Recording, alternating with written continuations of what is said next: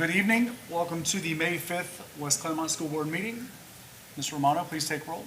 Mr. Patton. Present. Mr. Chumley. Present. Ms. Sanborn. Present. Mrs. Spencer. Present. And Mr. Rudy did let us know he would be absent tonight. Thank you. Please join me with the Pledge of Allegiance.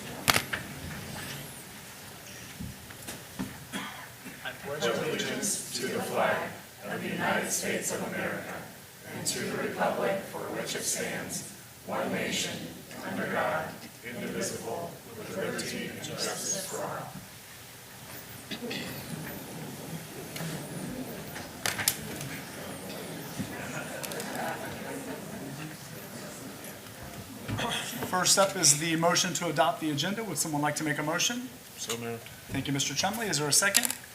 Second. Thank you, Ms. Spencer. Any discussion? Roll call, please. Mr. Chumley. Yes. Mrs. Spencer. Yes. Mr. Patton. Yes. Ms. Sanborn. Yes. 4 yes. Looks like next is the Ohio Board Association Veterans Board Member Award. Ms. Sanborn, Mark Ewing is coming for that. thank you. You can stand by the mic, that'll be great. You can do both. Thank you for having me here. This is kind of a dual purpose thing.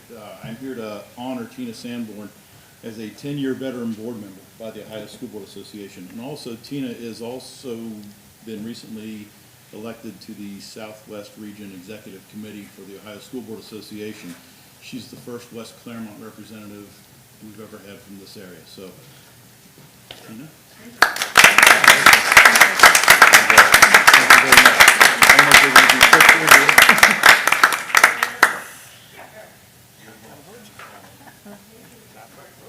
I know. Call Landy before we leave.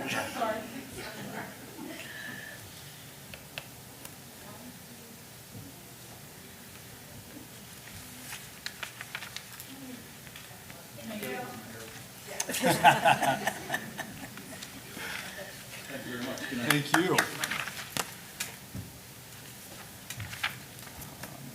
Next up, it looks like Dr. Foltz. These are one of those exciting days we get to recognize our retirees. So West Clermont is proud to celebrate and honor our 24-25 retirees. These dedicated professionals have given so much to our students, school, and community. Their years of service reflect a deep commitment to education, support, and care for every child who walked through our doors. We are grateful for the differences they've made and wish them all the best in their next chapter in their life. So we are proud to recognize them. I'm going to have the principal say a few words about each one. So let's start with Shane Short, principal at Amelia Elementary.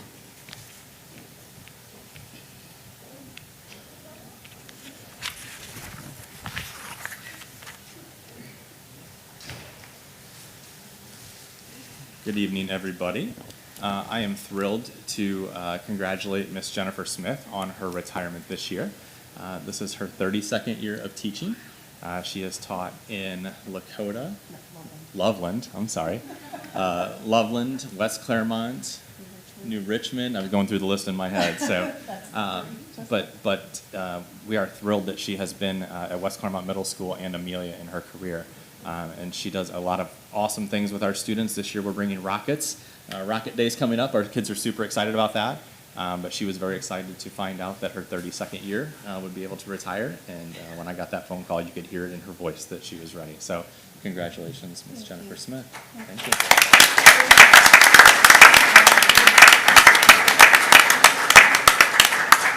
I have two others that couldn't be here tonight. We also have Miss Chris Bernheimer also retiring. She has served 32 years of her teaching career, 24 in West Clermont. So she was unable to be here tonight, but we thank her for all her numerous just things that she's done with our kids and growing those kids as the years go on. It's amazing to see. And also Lynn Hatfield is retiring after 34 years as an intervention specialist, all in West Clermont. So thank you to those two who couldn't be here tonight.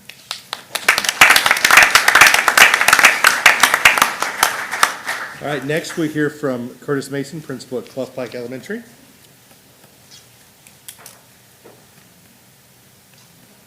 Good evening, board.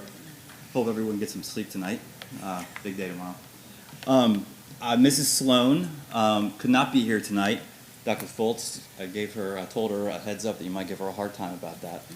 She felt very, very guilty for not being here, but Ms. Sloan has been a teacher for 31 years, 22 of those years at Clough Pike alone. So she's seen people like me come and go, and she has just been a complete asset to Clough. I was talking to her today, and I said, Ms. Sloan, I think it's probably safe to say that you enjoyed and loved every minute of teaching at Clough. And she said, absolutely not.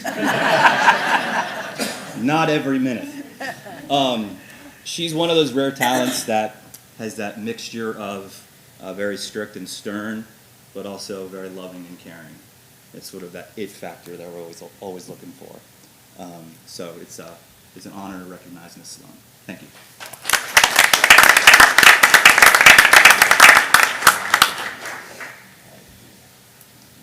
Next, we have the district office, which is Sue Pettigrew and Kathleen Reed. I don't think either have shown up, so you go for it, Josh.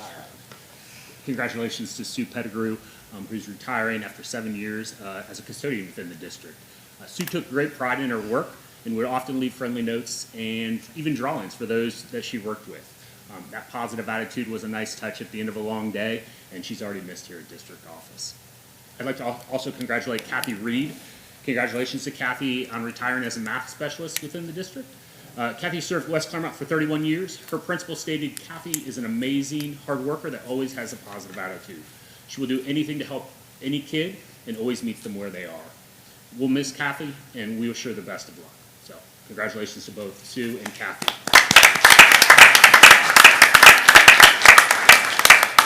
All right, next we have Josh Young, principal at Holly Hill.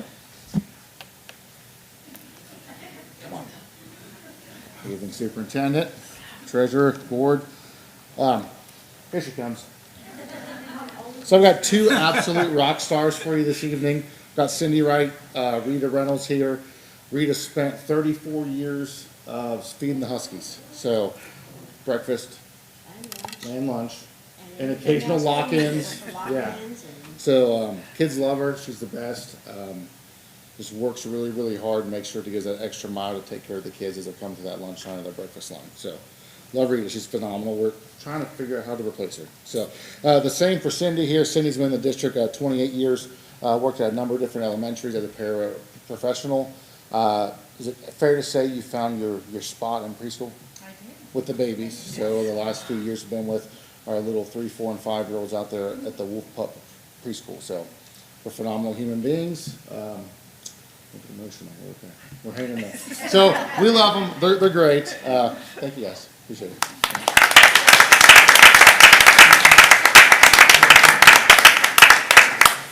Next, we have Principal Aaron Parker of Merwin Elementary.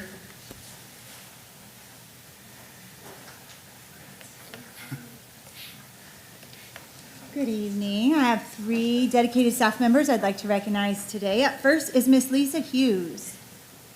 There she is. Miss Hughes has dedicated 8 years of her teaching career at Merwin Elementary. In those years, she's taught kindergarten, 4th, 5th grade. She's also taught 3rd in previous districts. Mrs. Hughes is a teacher you'll see burning the midnight oil in her classroom, reviewing data, planning lessons, and communicating with families. She's invested uncountable hours in club events at Merwin. This is just a small list. Drama Club, the 4th grade outings to the Freedom Center, which happens on Saturdays. Field trips, movie outings, Genius Hour, and Lit Circles. Words her team would use to describe her as a teacher and friend include empathetic, collaborative, loving, talented, advocate, mentor, and thoughtful. Thank you, Mrs. Hughes. We will miss your fun and energy, especially on Spirit Days, and the love you show all Mustangs.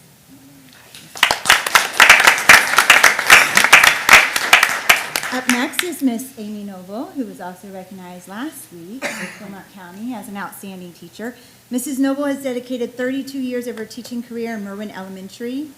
I believe you actually student taught in the exact room you're in now, is that correct? Yes. In those years, she's taught 1st and 2nd grade. Over the years of dedicated service to Merwin, she has co-chaired the variety show and led her team as an instructional leader. Mrs. Noble is a teacher that students continue to connect with throughout their West Clermont years because of the positive relationships she builds with students and families. She leads and teaches by example every day.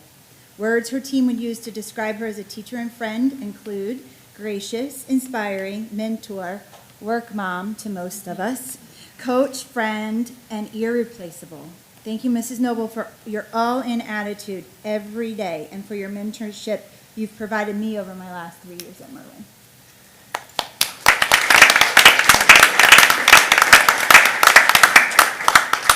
And last is Miss Cheryl Stevens, also hopping on the 32-year bandwagon. She's so excited. She came in after that weekend. Guess what? And I was so excited for her. She has completed her 26th year in West Clermont. She taught 6 years prior at a different district. As a West Clermont Wolf, she has taught at Glen Estee Middle School as ELA, Willowville, Brantner, we were together at Brantner, and Merwin. She's also an alumni of Merwin and Amelia, as well as her husband and kids. I think she bleeds blue. Ms. Stevens loves all students unconditionally. She also knows the strengths and needs of her students and responds. You should see her data binders. Words her team used to describe her as a teacher and friend include positive, energetic, and encouraging, knowledgeable, supportive, kind, passionate, loyal, committed, kind, funny, thoughtful, collaborative, dedicated, determined, trustworthy, and a great team player.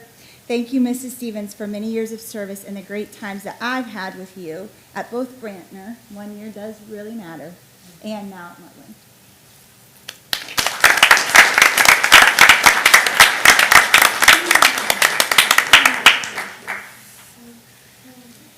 Next, we have Principal Lisa Courtney from Summerside Elementary.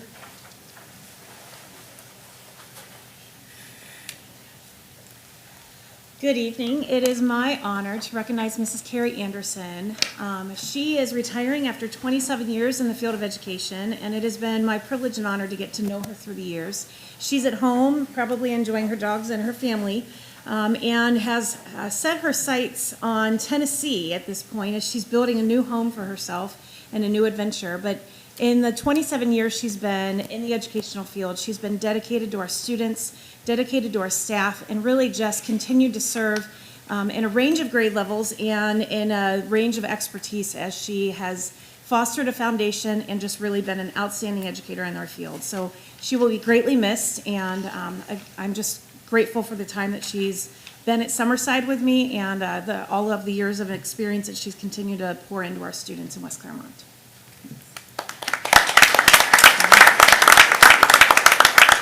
Next, I'd like to call Principal Jake Colgren from the West Clermont Middle School and our Nutrition Director, Jessica Walker, up.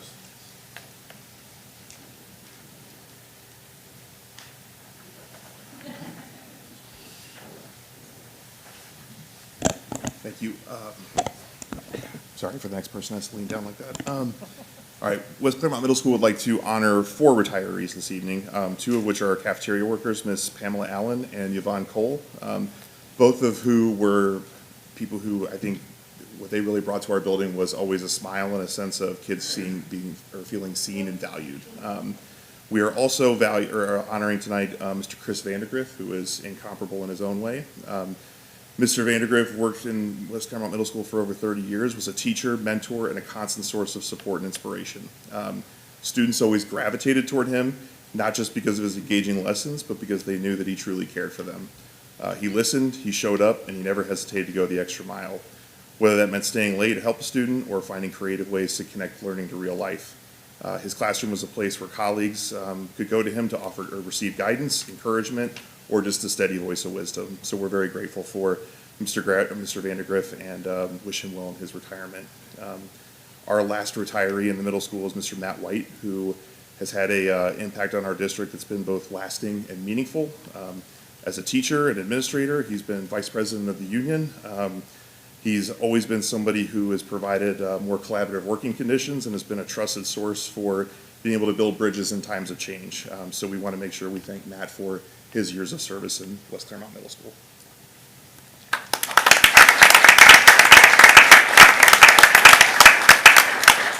Thank you for having me tonight. So today we have 4 honorees from the Child Nutrition Department: Pam Allen, Yvonne Cole, Cindy Evans, and Rita Reynolds, which they have a combined service of over 70 years working for West Clermont schools. Though I've not been here very long, I know the true attributes of the lunch lady really means. Being a lunch lady takes more than knowing your way around a kitchen.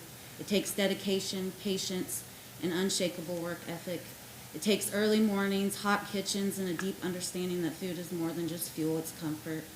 It's care, and for many of our students, it's the most consistent thing in their day. It takes compassion to serve hundreds of meals with a smile. Even on the hardest days, it takes pride to make sure every tray is safe, healthy, and filled with love. It takes heart, so much heart, to do it day after day, year after year, often without the recognition deserved.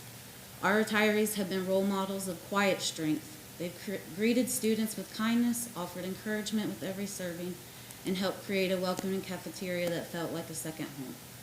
On behalf of the Child Nutrition Department, we thank you. You've made a lasting impact in ways that go far beyond the lunch line. You are and will always be part of the heart of our schools. I'd like to congratulate them, but then I also have a thing for Rita. So for over 30 years, you said 34 years, she has been with the district. Most of that time was at Holly Hill, but she did have some years at Amelia Elementary. She is a true leader in child nutrition whose legacy will be felt for years to come. She has been a guiding light in our program. She hasn't just served meals, she served people with heart, with joy, and with unwavering commitment. Her kitchen was more than a workplace. It was a place of encouragement, learning, and love. She led by example, always the first to lift someone up, the first to lend a hand, and the first to flash the signature smile. Even on the toughest days, she treated every student like her own, offering warmth, kindness, and sometimes the only smile a child might see that day. Her leadership wasn't loud, but it was powerful. She helped guide others with grace, positivity, and a deep sense of purpose. She built a team, a family, and a legacy of service that fed not just little tummies, but spirits. Thank you for your decades of service.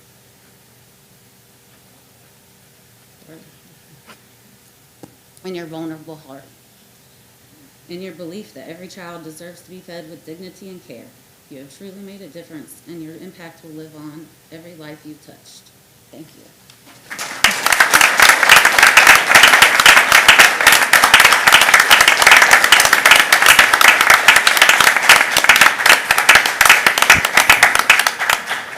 And finally, we have Principal Greg Potterbaum for West Clermont High School.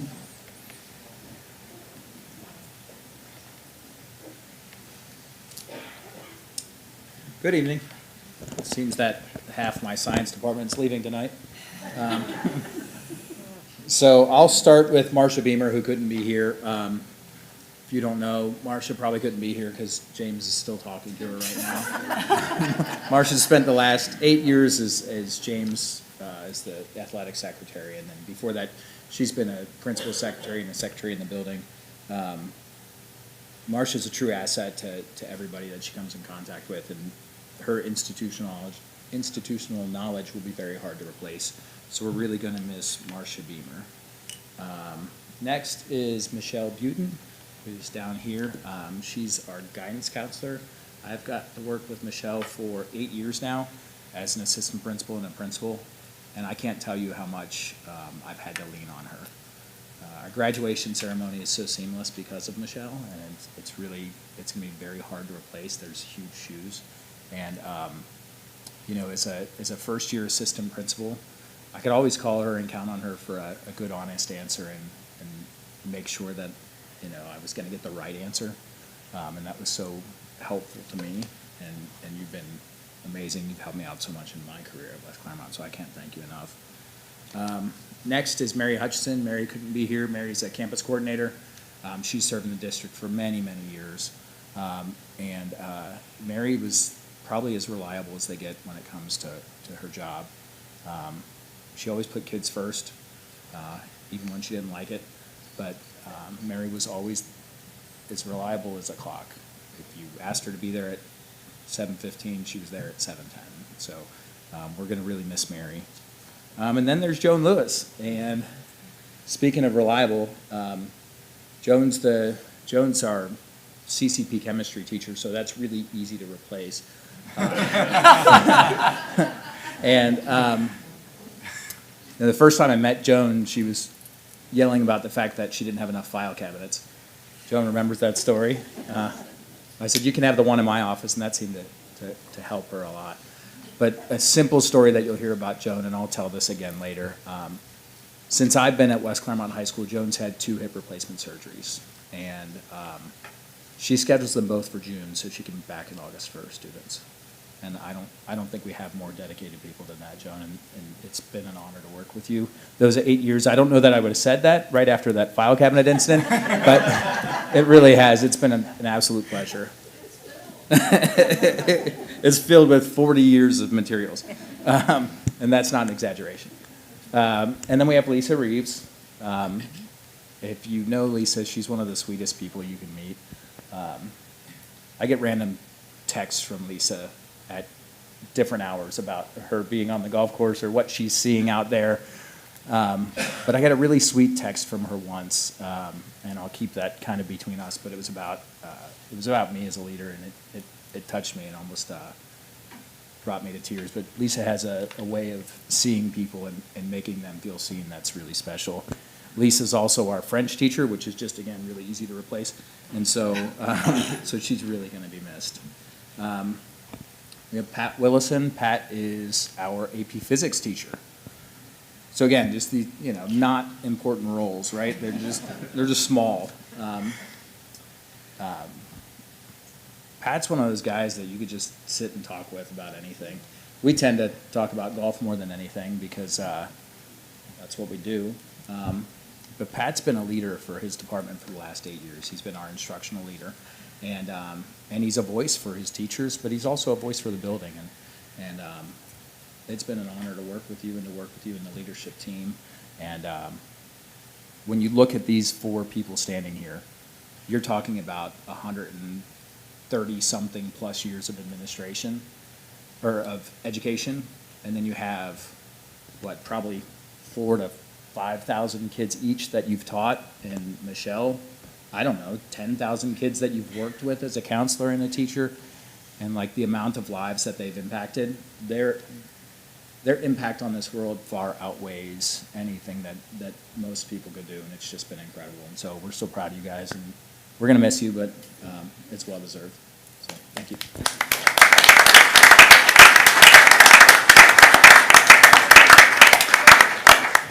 We'd like the teachers to come around and shake your guys' hands, so teachers, if you want to start that way.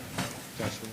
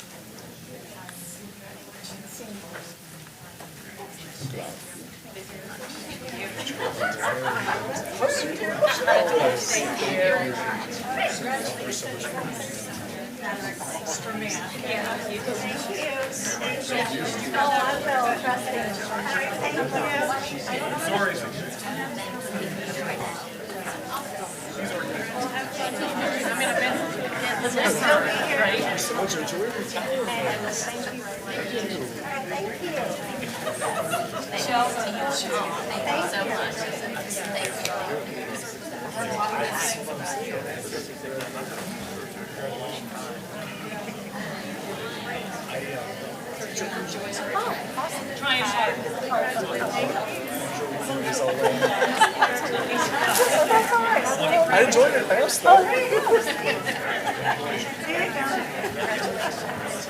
service. Thank you so much. Congratulations. We can hug? Thank you. She's still obligated.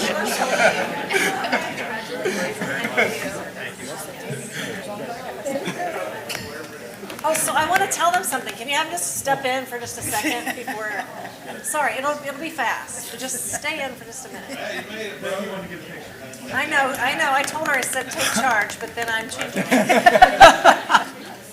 So thanks for stepping in for just a second. First of all, when Jim Rudy isn't here during a retirement celebration, something is definitely missing because he loves you all, he's worked with you all, he knows your moms and your dads and your cousins, and so special well wishes from Jim Rudy in his absence today. Second, the frame that is inside of your gift is a one-of-a-kind painting by Gary Brooks, former superintendent of West Clermont. So something very special that he gives back to the school district every year. not a talent that any of the other superintendents possess, so we are really appreciative for that great work.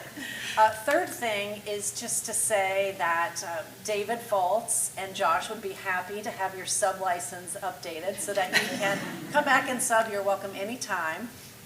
And finally, you're a very special class of retirees. It's very hard to picture West Clermont without all of you. The investment that you've given to each student in the classroom as well as to the bigger picture of West Clermont is really something that we are just so grateful for. And even though there will be people that will step into your classroom or step into your kitchen and take that role, you will not be replaced here at West Clermont. You leave a legacy. So thank you for your great work, your commitment, and we wish you the very best in your retirement, which includes good night's sleeping on Sunday nights. So thanks again.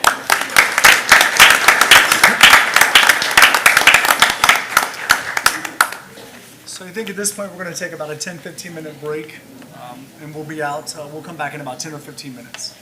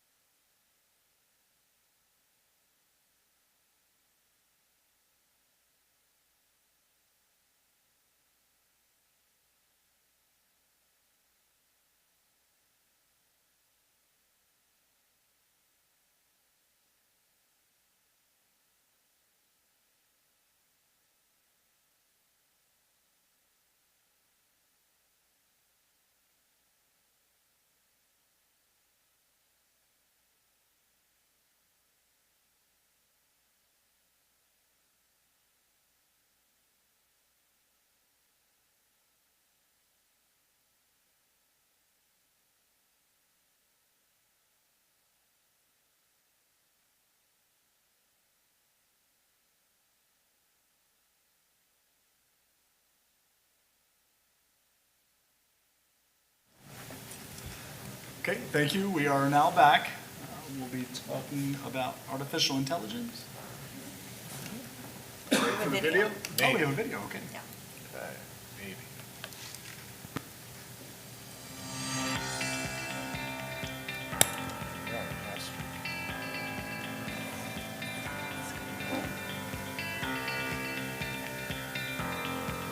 Imagine this.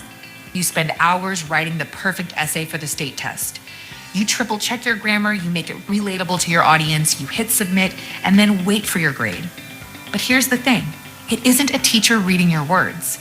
It isn't even a human at all. It's a machine. We think that writing is an art, not a math formula. So we believe that it needs to be addressed and we need to add personality. So how does AI or artificial intelligence know what's good writing? A group of 8th graders at West Clermont Middle School and their teacher wanted to find out, so they became detectives. Their mission: to crack the code behind the machine. It kind of started out with us. Our teacher asked us, she showed us some essay responses that the OST had graded, and she asked us what we thought they would have been graded. And the results were kind of shocking. Like, essays that we thought were good, they weren't really that good to the OST AI. And then she told us how previously she had kids try to figure out things that the AI liked. And so that was our main goal, was to try to figure out what the AI likes and how we can get better scores on the OST test. Their investigation found that while AI catches grammatical mistakes and likes big words, it misses what really matters: creativity, originality, personality, the things that make us human. Core issue is basically that the AI is very deprived of personality. It doesn't want the writer to write with personality in it. Like when you address somebody in an essay, like using the word I, me, you, etc., the AI deducts points for using the pronouns like I, me, my, or you. And even that simply takes away personality. It wants to use a formulaic approach to things with claim evidence reasoning specifically. So what are the real life effects of this? So I'll give you a simple example. You're writing your college application, and people reading that, they're human, and normally you want to write a college application with with a lot of personality to touch the hearts of the people reading it. And if you are trained to write for an AI for your whole elementary through high school career, then you're going to be writing like a robot to them, and they're going to think you're boring and you're not going to fit into the school. Or on job application, same thing. So how did they come to this conclusion? They actually asked AI for help. They fed it essays, changed a few words, then ran them through again and again.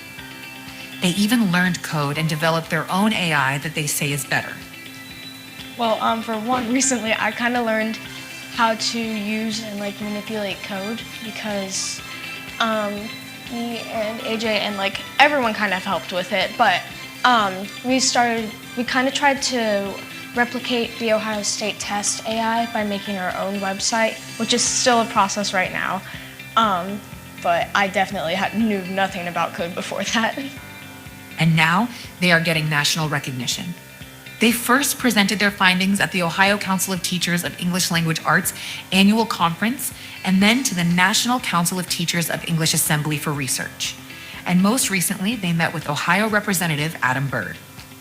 Oh, these guys, they were awesome. They knocked it out of the park. I was so happy to hear about how hard they've been working. And it's a little distressing at the same time, because what they had to share today is something that I don't think a lot of people know about. And, we've got to make some changes when it comes to the testing and accountability system in Ohio. I've tried to be a champion for that, and I'm trying to get more people to back me on making changes to the testing system here in Ohio.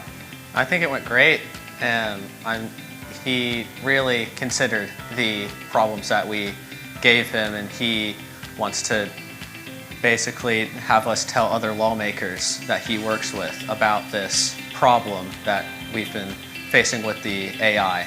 I want to see them come to Columbus, and I'm going to try to make that happen. We want to see them come and share the kinds of things that they've been investigating, researching. I want to see them share that with some of my colleagues in Columbus. So what exactly would these students like to see changed? Ideally, in a perfect world, we would basically like a new AI to be developed or at least started on, because I know that they're in the future already making tests that we probably won't even take right now, but they need to develop a new AI in order to save the art of writing. Honestly, I think that it should be taught in schools how to write for AI because it's just so different. And like younger kids, they're like writing how they would for their teacher and they're getting crushed because they don't get good scores, and that's not their fault. Their teacher agrees. She's already begun making changes in her classroom. Writing genres, right? Thinking about audience and purpose. And I tend, in my own practice, to teach genre. I don't have them just write essays. Like they might write a review rather than an argument. They might write a little chapter from a memoir instead of doing informative writing about somebody. So I focus on genre. What would be an actual thing that we would see in the real world? And I also teach essay as a genre. This is yet one more genre, which is what I've been doing, but now it confirmed my thinking in the practices that I've been doing for the past couple years, because I don't want to turn out students to high school who only know how to write five paragraph essays that make an AI happy. I don't think that's the goal of education. And it's important that it's taught because it's not going to go away. I mean, like, as our world evolves, AI just keeps becoming a bigger thing. It saves money and it saves time, and they're not going to give that up. I think there's a couple of different ways to look at this. The first way is, yeah, you can take what we found out and improve your test writing skills, right? But that's just super cut and dry. Here's a worksheet, do this little checklist, and we're done. I think the bigger picture is how we can use this experience to help teachers maybe think about how they could do something similar in their classroom, not necessarily with AI, but with a passion project or research, or just allowing them to kind of explore something that they're interested in, and then using that experience to help them with their writing and their presentation and speaking and communication with audience and purpose. We are West Clermont Strong. What is your WC Strong story?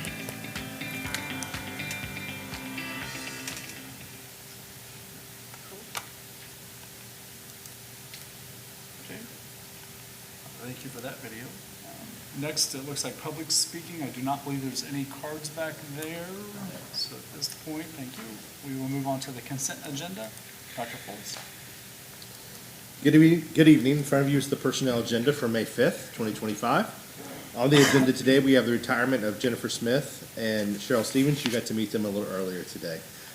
We wish them well in their next adventures.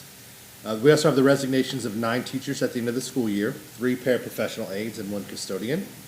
This agenda also includes the proposed hiring of 9 teachers for next year, 2 custodians, 1 high school counselor, including the 15 extended days, and 1 school psychologist intern.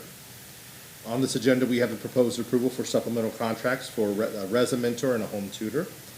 And also included in this agenda is the proposed approval for multiple unpaid leave of absences, substitute custodian, substitute paraprofessional aide, and multiple school volunteers and student teachers. So this concludes the review of the personnel agenda submission for your consideration. Thank you, Dr. Foltz. Next up, looks like we have Ellie.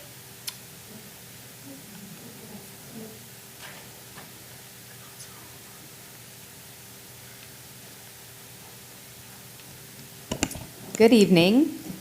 This evening we are thrilled to seek your approval of this year's, the class of 2025 West Clermont High School graduates. After that, we have 2 overnight field trips that we're also seeking your approval for. The first one is the West Clermont High School boys basketball summer tournament. That tournament will take place in Sandusky, Ohio at the Cedar Point Sports Complex. Students will depart on June 27th and return back to school on June 29th. The cost of that trip includes lodging, meals, etc. Parents will be transporting students to on that particular trip as well. The second overnight field trip that we're requesting your approval for is for girls basketball. And this is the NCAA live recruiting tournament that takes place in Winchester, Kentucky. They will depart on June 12th and return the next night, or the next day, excuse me, June 13th. Any questions about either of those? Great, thank you. Thank you. Okay. Item 7.05 is request for the approval of minutes. That was for the meeting that was held on April 21st, 2025. The consent agenda is item 7.01 through 7.05 as recommended. Thank you, Mr. Romano. You've heard the recommendation. Would someone like to make a motion? So moved. Thank you, Mr. Chumley. Is there a second? Second. Thank you, Ms. Sanborn. Is there any discussion? Thank you. Roll call, please. Mr. Chumley? Yes. Ms. Sanborn? Yes. Mrs. Spencer? Yes. Mr. Patton? Yes. 4 yes.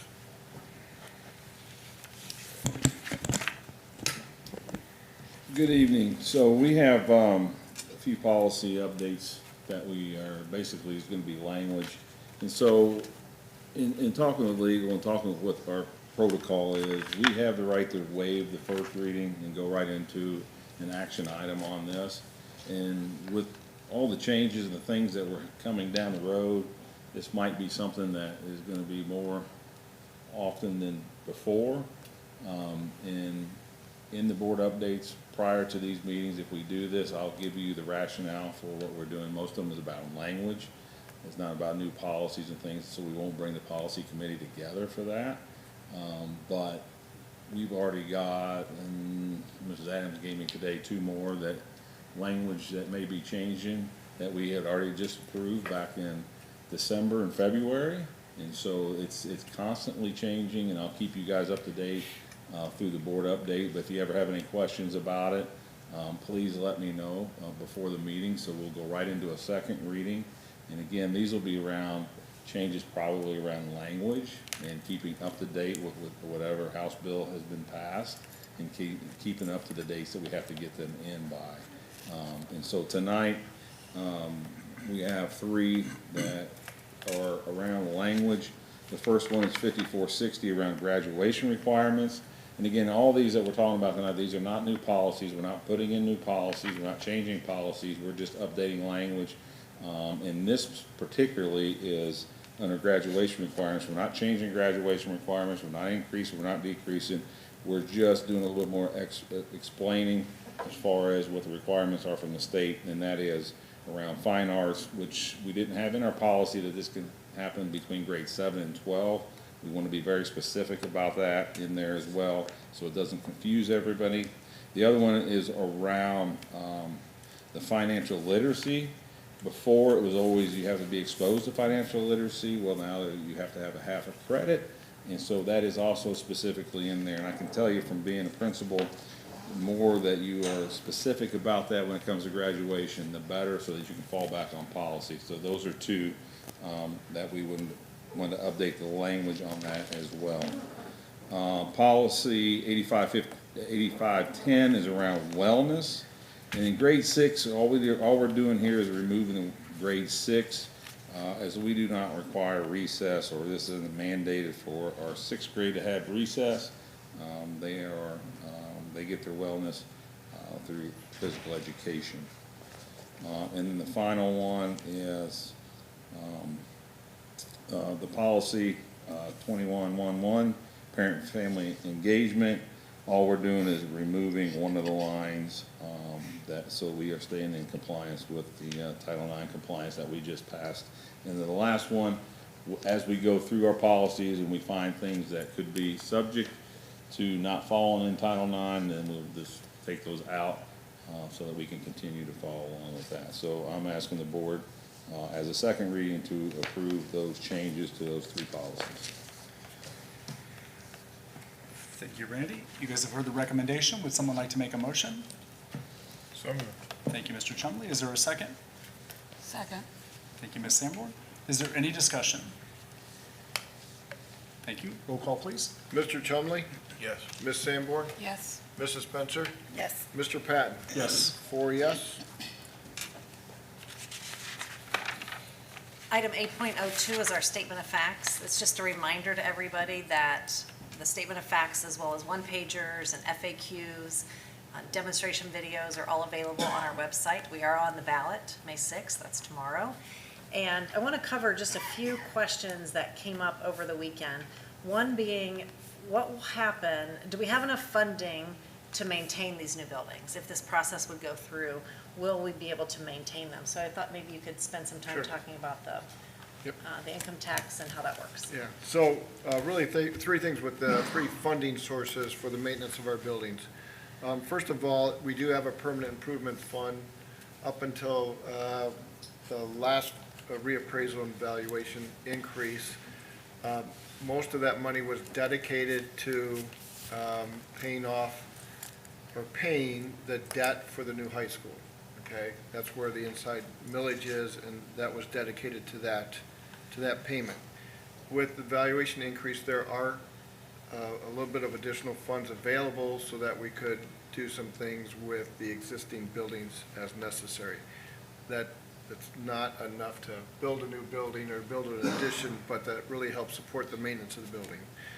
The second source of funds is the $500,000 OFCC requirement. So when the district years ago went into the Ohio Facilities Construction Commission program and the state did a percent matching with that construction project, the district had to dedicate at least $500,000 towards the maintenance and upkeep of those buildings. The way we've been looking at those funds is taking half of the money and setting it aside for a future use of a major component such as a roof or windows or HVAC or the electrical systems and things like that.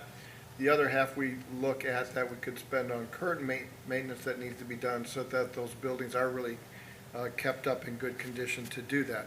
So as the success of the bond issue goes through, those buildings will have funds available to them from that $500,000.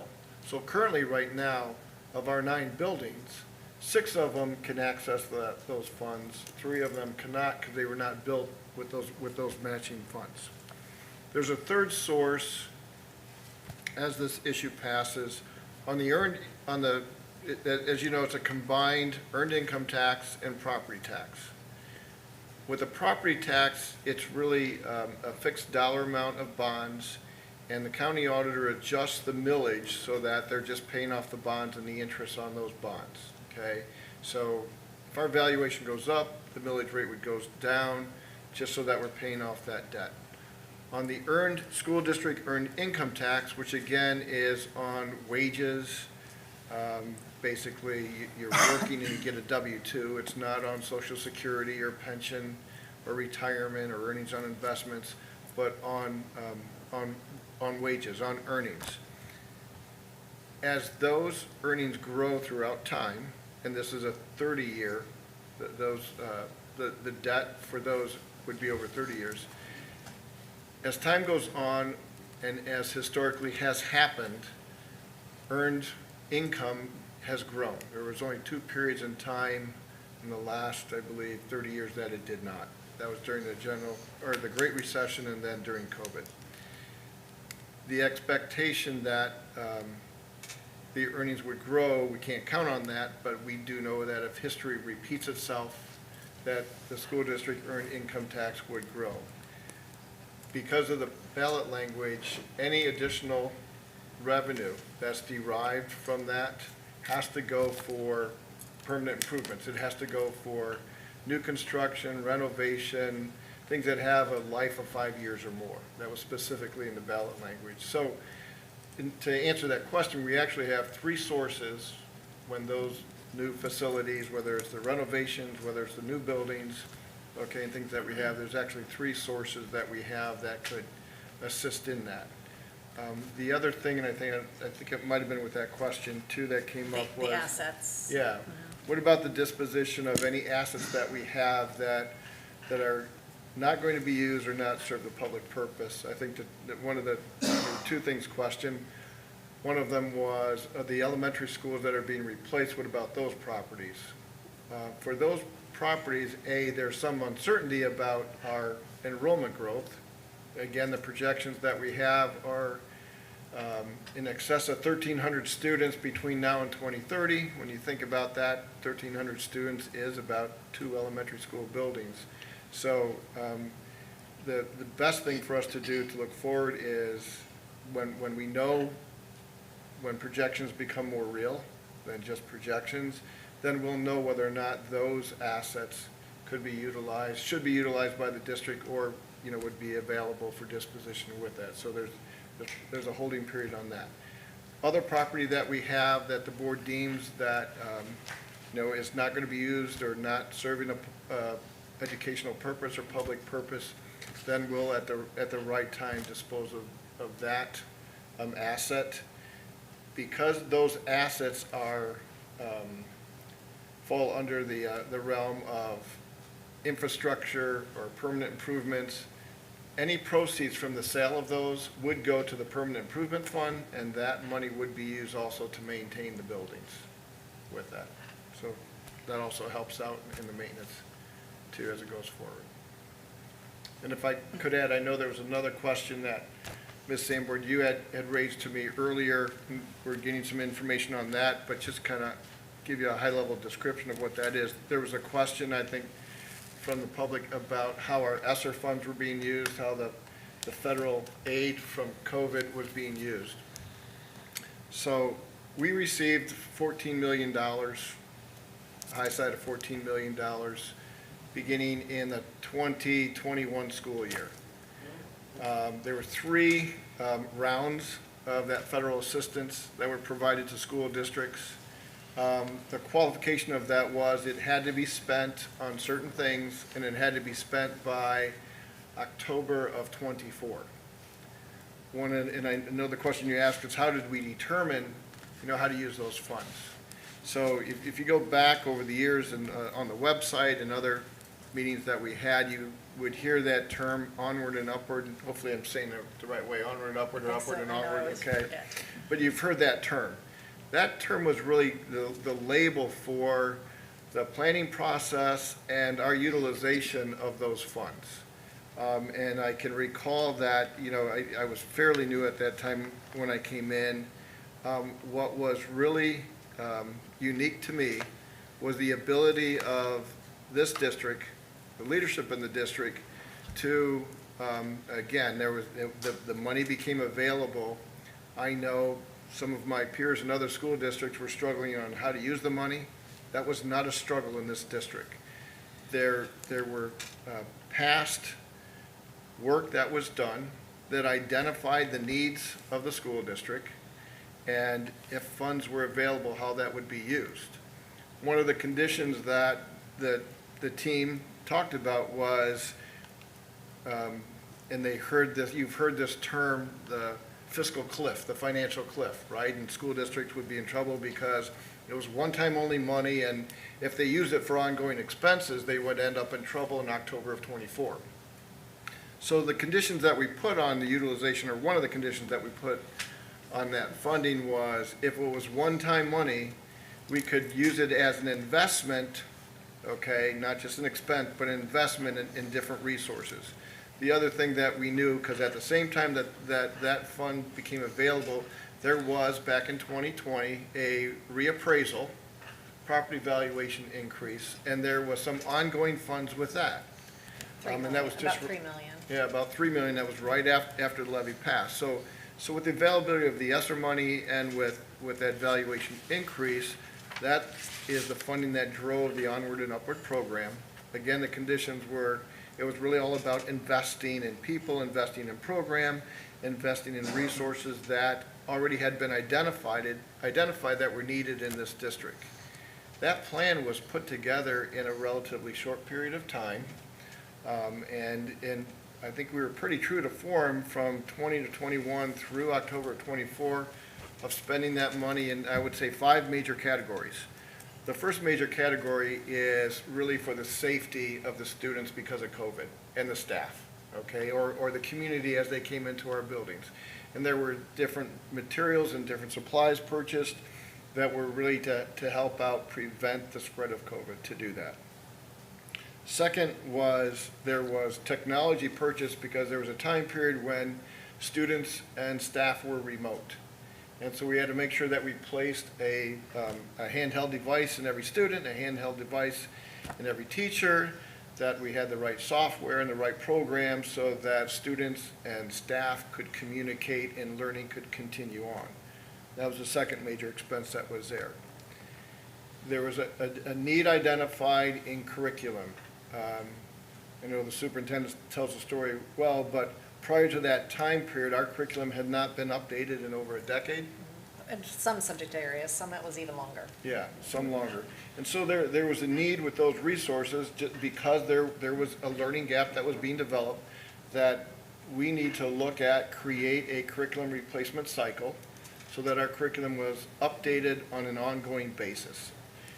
That updating of the curriculum was several things. It wasn't just books or software or material, but it was also an investment in the staff, investment in instructional coaches, okay, to make sure that that would be implemented in the correct and the right way. Hopefully I'm saying this the right way. I'm just the money guy. These guys are the experts on that. But and I felt very good, you know, a year or two afterwards. I know with the math, when the math coaches came in and talked about what had happened, it was phenomenal, the increases in performance that students were having because of the increased because of that, the adoption of the new curriculum with that. So that was there with it.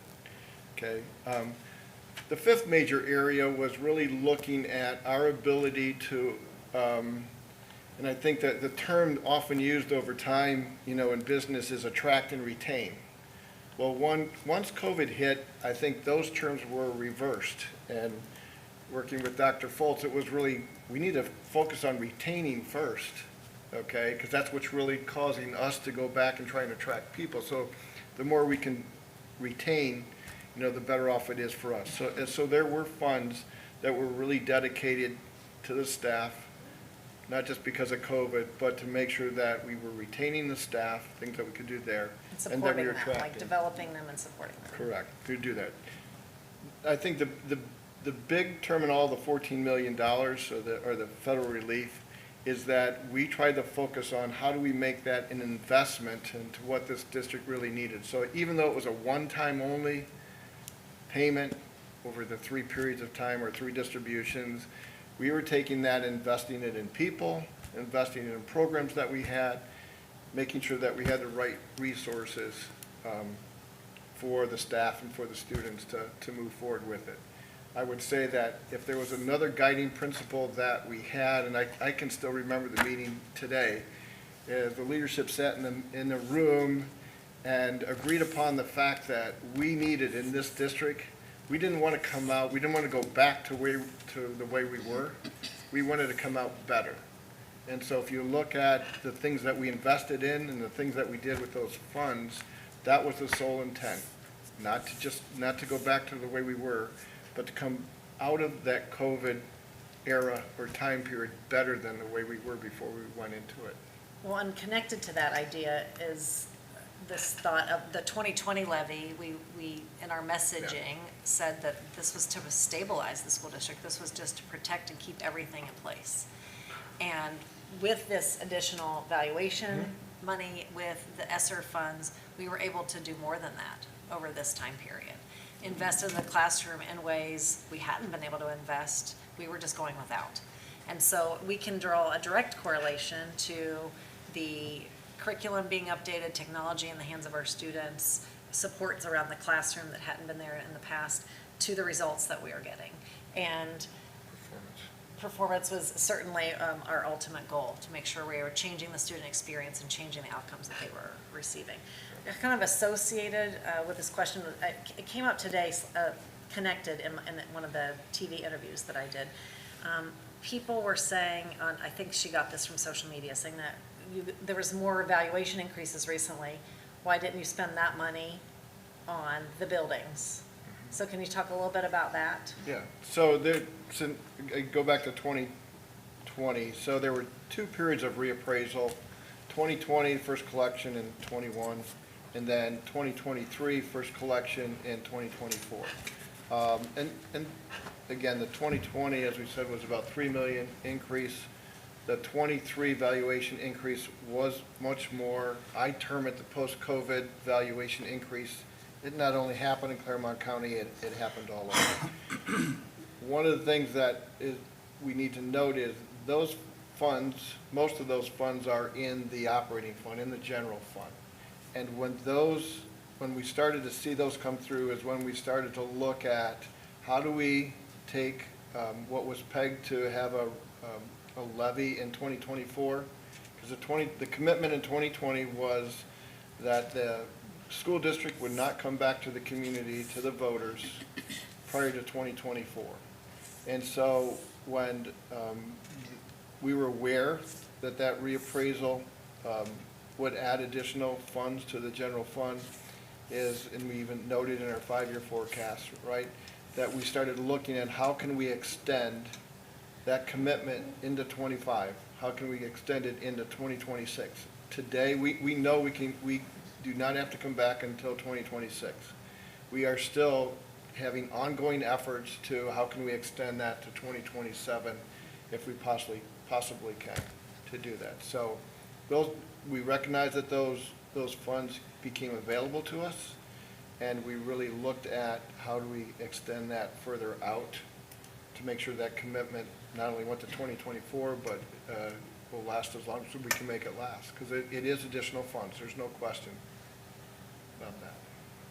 Have you guys gotten any other questions or things that you think need clarified so that everyone can be informed for tomorrow's decision? I think we've loaded plenty of great information in multiple of the avenues that we've put, so I think it's great.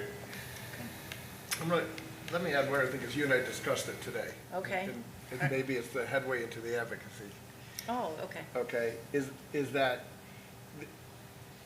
as we do the 5-year forecast and we start looking at certainties, there's more uncertainty than there is certainty. One of those is, and especially as we looked at when the valuation increase came in, one of the things that is misunderstood and hard to understand about school funding is the higher valuation, or the higher the state sees the wealth of the district, which is measured by 2 components. It is measured by property valuation per student, and it's measured by the adjusted gross income per student, okay? Those 2 variables basically say, if the state sees our school district of being more wealthy per pupil, property value, and income per student, then the state says, we have a formula that is going to pay less to the school district. Part of that uncertainty within the last year or so has been the question of, we are on a guarantee from the state. That is, that since the Fair School Funding Formula came into existence, and even prior to that, the state came back and said, this is a wealthy school district, and because of that, we're going to cap how much money we give you. In fact, as time goes on, there's a possibility that the guarantee will go away and we'll give you less money. So to really help with that uncertainty, okay, when valuations come in like that and there is money that comes to the state, we have to look forward 1, 2, 3, 4 years, or 2 bienniums is 4 years, is what is the state going to do? Are they going to enact that provision that does away with the guarantee, so therefore the state is going to give us less funding, which then puts more pressure on local funding, local taxpayers to do that? But that's the reality that we're in, okay, with that. So yes, we recognize the valuation increase. We recognize we're at the 20 mil floor. We don't hide that.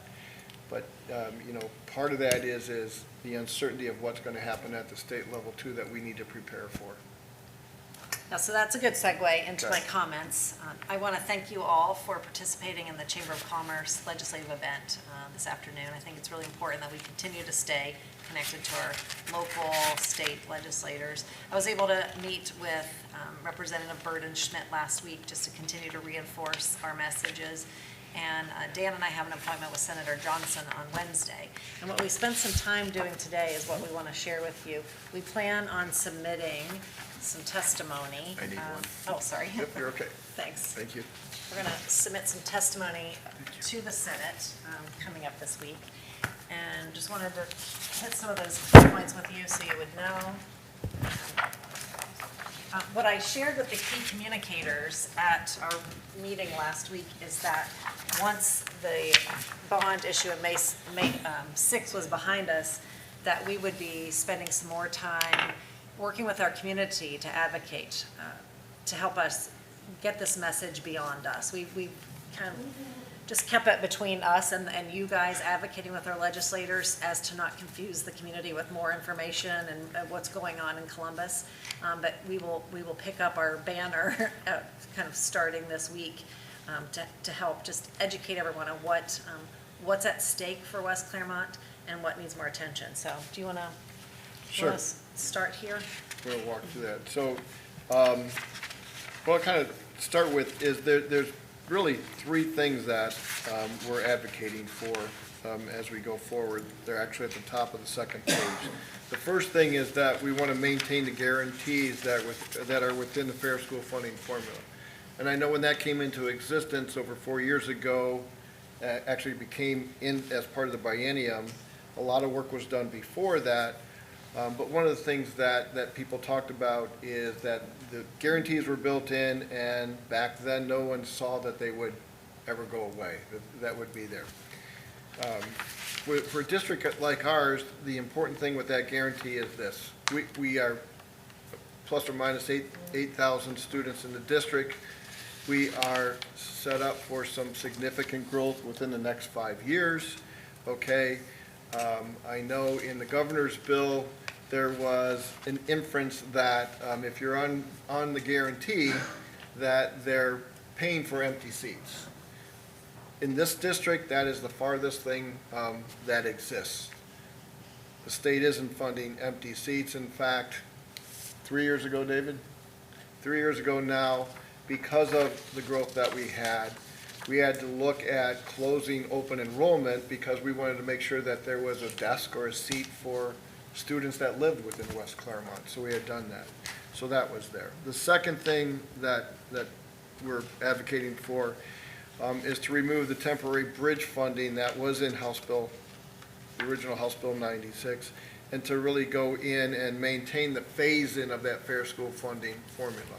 Because it went from the governor's proposal was for West Clermont to go backwards $2.1 million. And by the time it went to the House created some, what they call this bridge funding that really takes you off the formula and just kind of piecemeals some opportunities. So we are advocating that we stay with the guarantees and fully fund the formula as designed.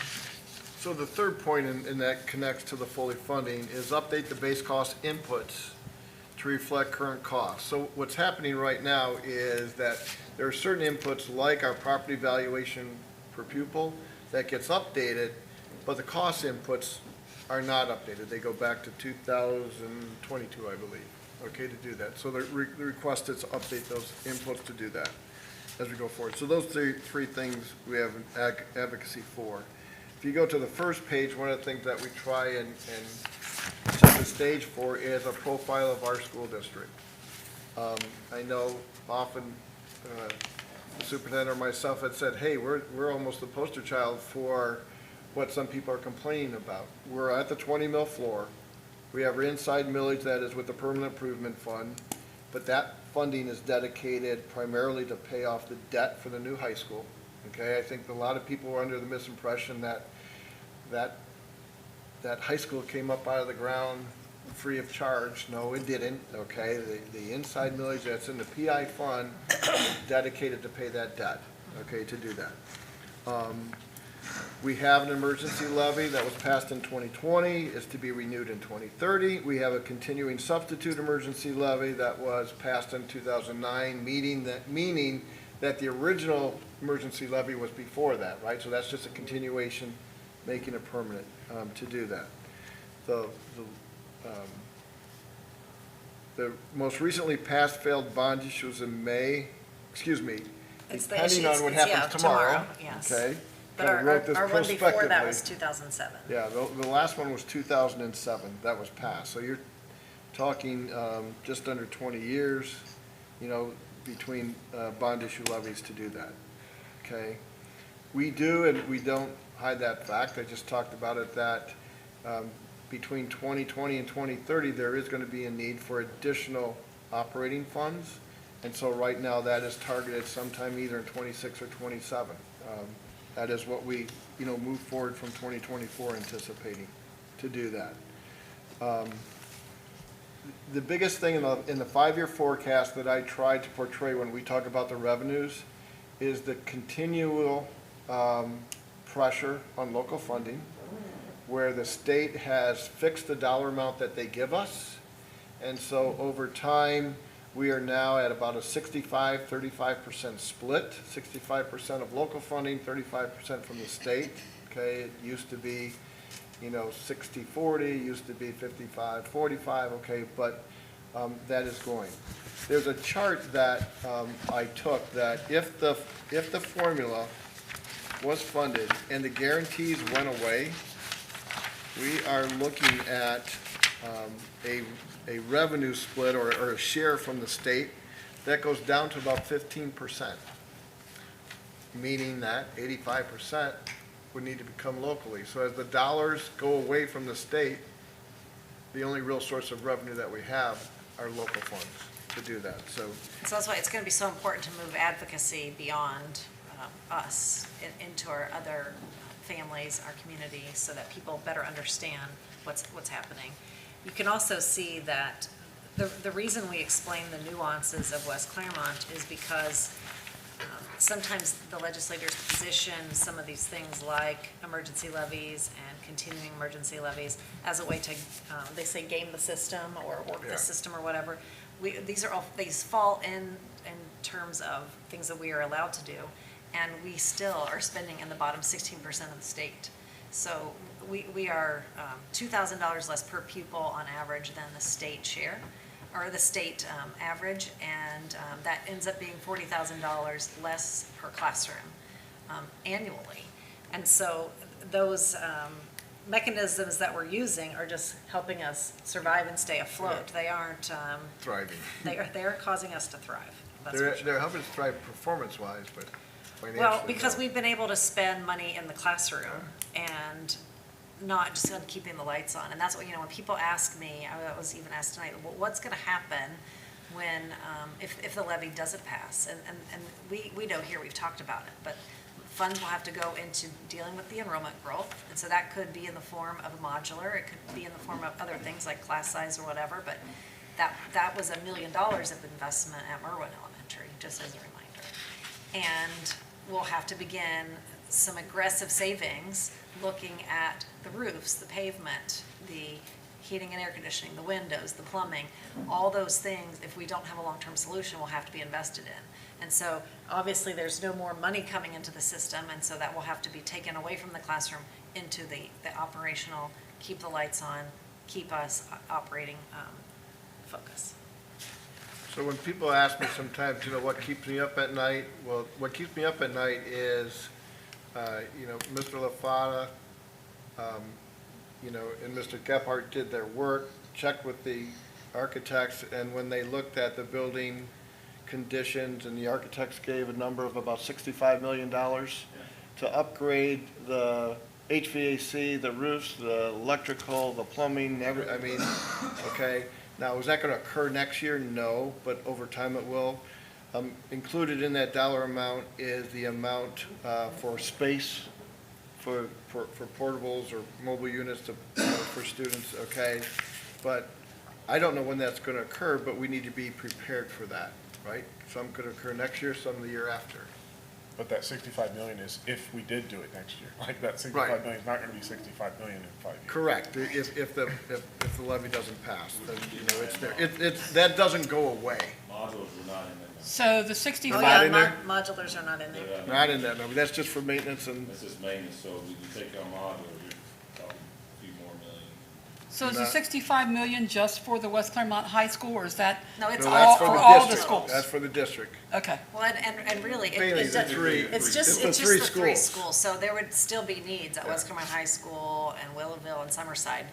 Those numbers just really concentrate on the neediest buildings, Holly Hill, Merwin, and those.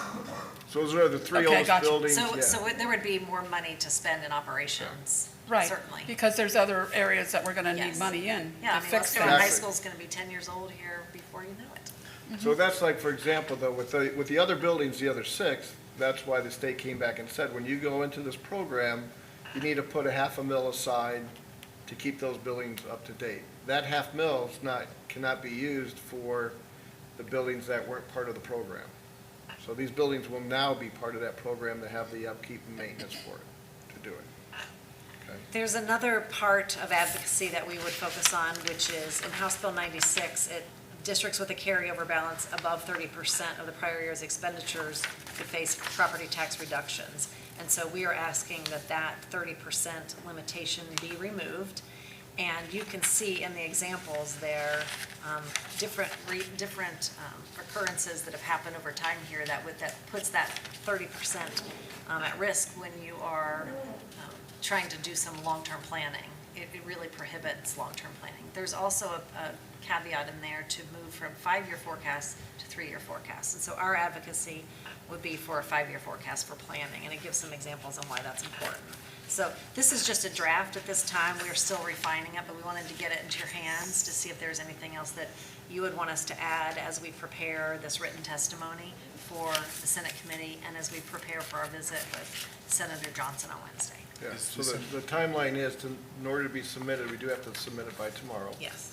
Okay, and again, we're going to go see Senator Johnson on Wednesday. Yeah, and then we'll start working with getting broader communication through our normal channels to get more voices. Is this information just for the representatives you'll be meeting with, or is this information you're gathering also for public consumption? Yeah, it'll end up being for public consumption too. I'm right now planning on focusing on Senator Johnson and the committee and the Senate. But I, told Representative Burden Schmidt that I'd be sending them copies. I want to send them to our local legislators as well, just so they understand like what we are advocating for the chamber as they help us in getting our message out. And then we really will broaden this because I think this budget process will be worked on all through June. So it gives us time to engage with our staff. We've already had our union. WCA has done some advocating at the state level. We just hope to scale it so that people understand that these issues are not just about a West Clermont tax bill, not just about West Clermont education. It's a statewide issue, and there are certain things at risk that we want to bring to people's attention. Do we know when they'll be the legislature, when they'll be voting for this? Like, yeah, well, there's several processes. So June. May 7th and May 14th will be when the Senate committee hears it.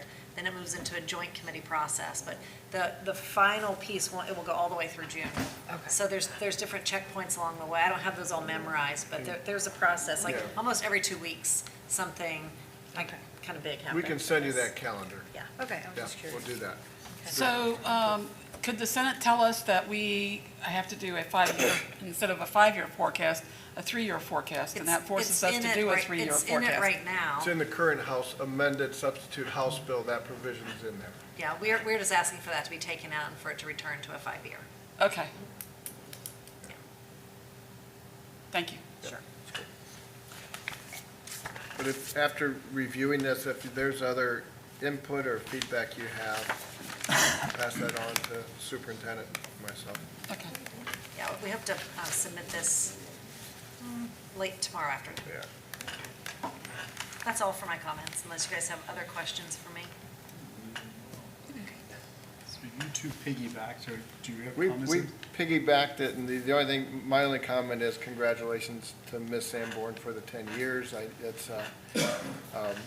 although the number's 10, if you multiply that times the number of hours that you spend, I know that is significant. So congratulations on that to the retirees too, to do it, so. Good. Thank you. Thank you.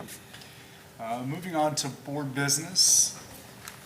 Looks like Mr. Gephardt talking Yeah, about. we have an action item for you guys to vote on this. We do have the final version of the board handbook. I know that the policy committee and went through this and did a great job putting this together. And so we do have the final revision I shared with you, and I'm asking the board to approve this tonight. I'll just remind the board as we do this, any type of handbook, we can revise this, we can do this. We typically do this annually, and this will probably be in the January retreat.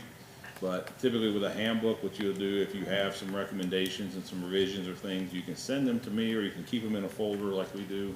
And when we get together in January, then we will go through those and then make those revisions in January. So it's usually an annual review unless you see something that's really needs to be changed. But the idea is that for you to approve this tonight, if approved tonight, then we would put this on the webpage under the board.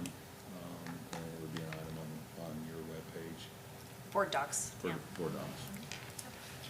Okay, thank you, Mr. Gephardt. You've heard the recommendation. Would someone like to make a motion? So moved.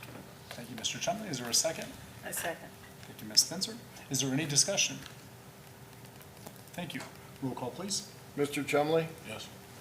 Mrs. Spencer, Yes. Mr. Patton, Yes. Ms. Sanborn. Yes. 4 yes. Moving on to board comments. Start with Mrs. Spencer. Thank you, Ryan. I just wanted to thank everybody. I got to go to the Helping Hands Award Ceremony at Amelia last week, and it was really a lot of fun to see the kids and how they got to volunteer and how they really enjoyed volunteering, and how I think Miss Smith, I think, is the lady who does it over there. She's wonderful with the kids and how much they really appreciate and enjoy doing it. And I was thrilled to be able to be part of that. I enjoy doing that. That's kind of the fun part, I think, and I appreciate when they send us invitations to do that kind of stuff. If I can do it, I would do it, because to me, that's the fun stuff. This is kind of the harder part of it, of our job, but like graduations and awards and all that, that's the fun part.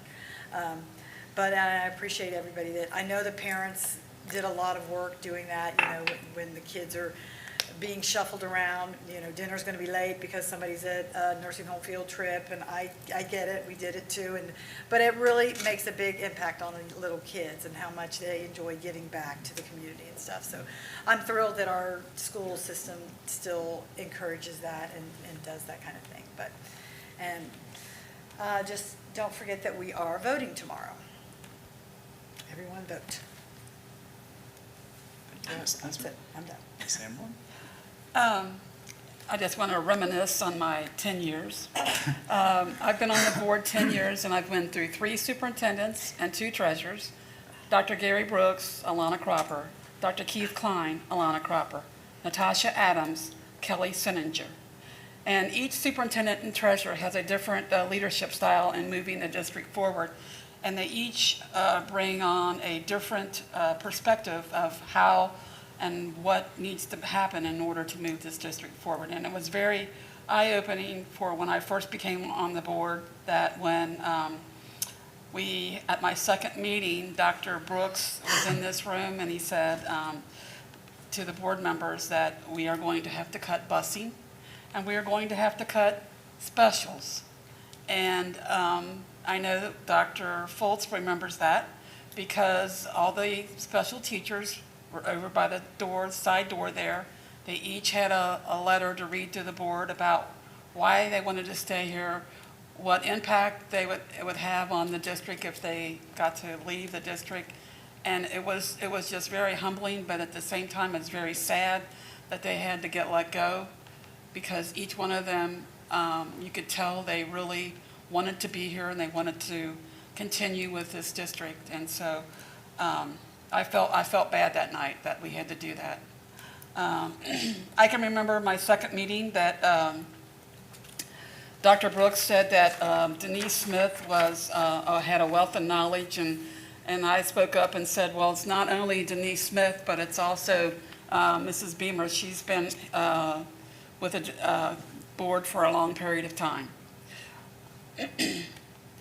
The real people that make the difference in the lives of students are the teachers that teach the students. The students advocate for the teachers when things happen, good times and bad times. And I want to thank them for volunteering their time and also for working and being a support for each student. The administrative team and cabinet team, they play a small role in the lives of the teachers and students, but they do make a difference. And I want to thank each superintendent, Natasha Adams and Dan Romano, for the lives that you have touched. To the current board members, each one of you make a difference in the decisions that we are making, both currently and in the future, and I count it an honor of being on this board. We have also lost, or I have been through the loss of 3 board members, Joanne Beamer, Mark Merchant, and Denise Smith. And I want to close by saying they were really great mentors to me.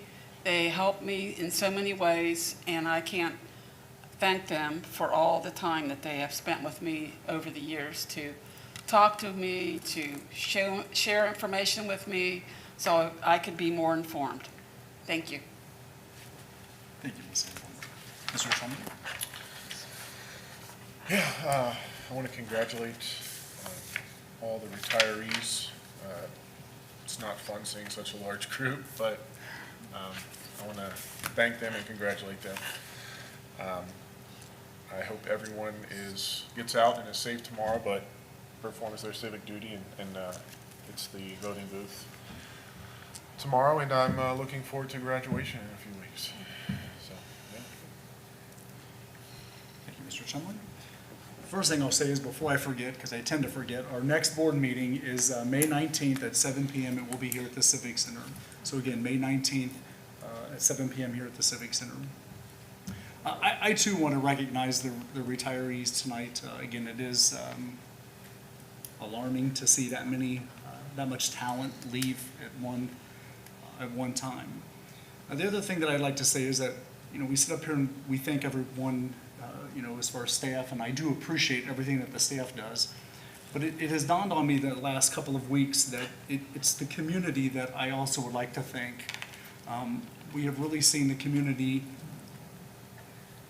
on whichever side you're on, we have seen the involvement. And one of the things that I would continue to ask is to continue to get that involvement. Come to our board meetings, take your 3 minutes and tell us what's on your mind. Ask those questions.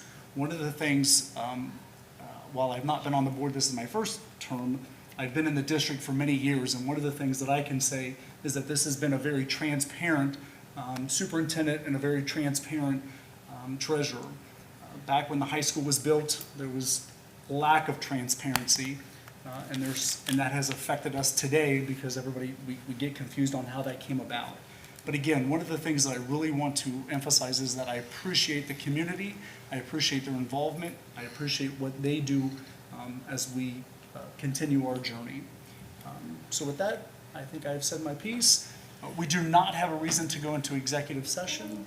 So at this point, would someone like to make a motion to adjourn the meeting? Mr. Chumley made a motion. Who would like to second that? Second. Ms. Sanborn. I am assuming there would be no discussion. Roll call, please. Mr. Chumley. Yes. Ms. Sanborn. Yes. Mrs. Spencer. Yes. Mr. Patton. Yes. 4 yes.